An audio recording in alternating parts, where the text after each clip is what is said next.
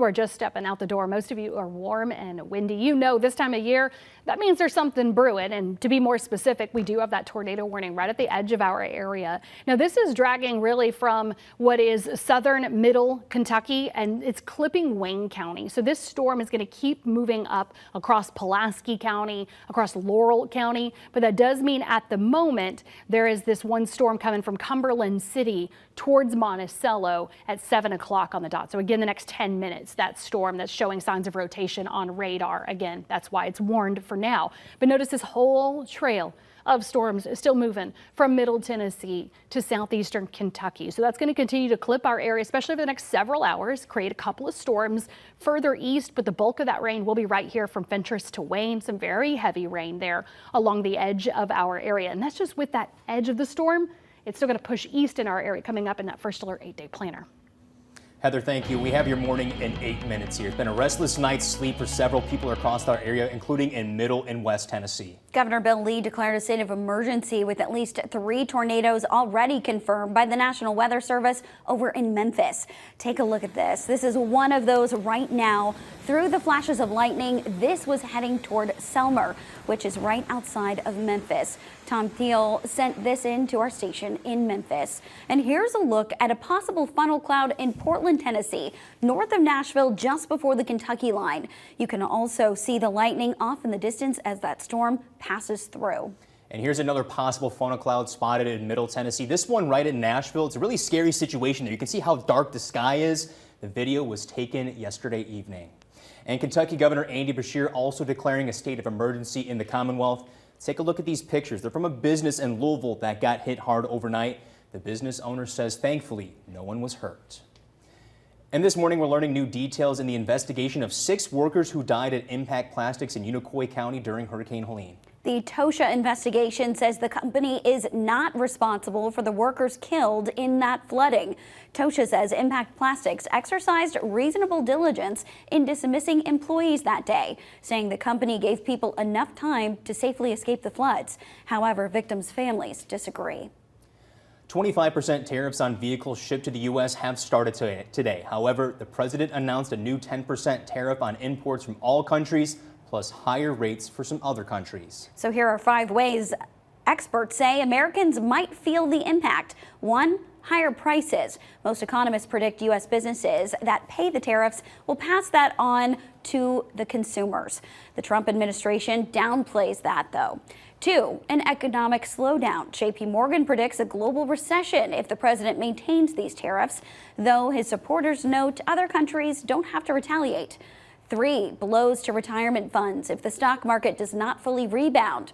4, high interest rates if the Federal Reserve sees too much inflation. And 5, growth for some domestic manufacturers that economists say are the biggest winners under the president's tariffs. What about right here in East Tennessee specifically? Well, we spoke with representatives at John S. James Company in Knoxville. They deal with freight. They tell us the tariffs already in place are costing companies they work with. We spoke with an economics professor at UT as well. They tell us there's 2 likely scenarios here. How soon will you will see the higher prices depending on really what you're buying. Avocados from Mexico are restocked in stores regularly, so you could see an increase in those immediately.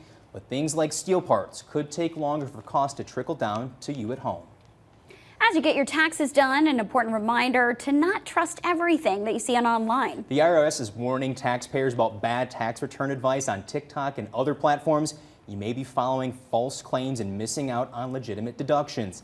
Now, some claim tapping into obscure credits can even net your bigger refunds there, from writing off your car or even your pet to hiring your own kids.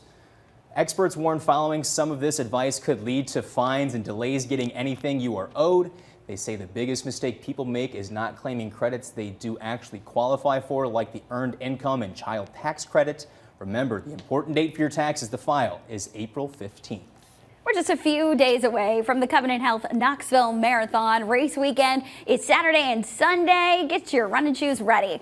2025 marks the 21st year of the event. It's the largest competitive road race in East Tennessee. And you still have time if you want to sign up and race. You can also show up early on race day to sign up in person, but expect some long lines. And the 17th annual Dogwood Arts Chalk Walk returns to downtown Knoxville this weekend. It's happening Saturday. More than 300 artists will make the sidewalks in downtown really come to life with some beautiful art there. You and the family can experience this live art competition from 8 o'clock in the morning till 5 p.m. Saturday. Then there's an awards ceremony. That'll be at 7 o'clock on the Market Square stage.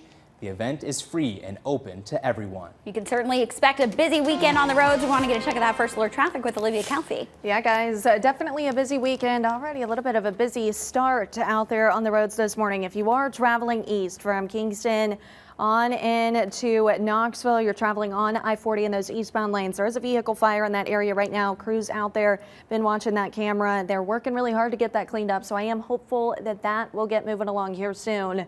Knoxville area traffic, morning commute hotspots. Looks like 75 south starting to pick up on some of those slowdowns, but other than that, traffic still looking really good in those hotspot areas. 6:56, stepping out the door here this morning. Again, most of you, it's just warmth and winds, but of course we have those storms. I was just zoomed in. This is that storm that's showing that sign of rotation coming into West Wayne County, literally coming across this far northwest corner of our area towards Pulaski, trailing behind it, more storms. And then we have this tail of rain and general thunderstorms, Fentress County towards McCurry County, northern edge of Whitley. Everybody else, I mean, it feels like, well, the beach. I was about to say summer, but it feels more like the beach outside. It's 72 currently Knoxville and La Follette, and 67 in Crossville. Those winds kicking up at times this morning. There'll be stronger gusts again today. They can get closer to 35, 40 miles per hour. So for today, we're going to continue with that heat.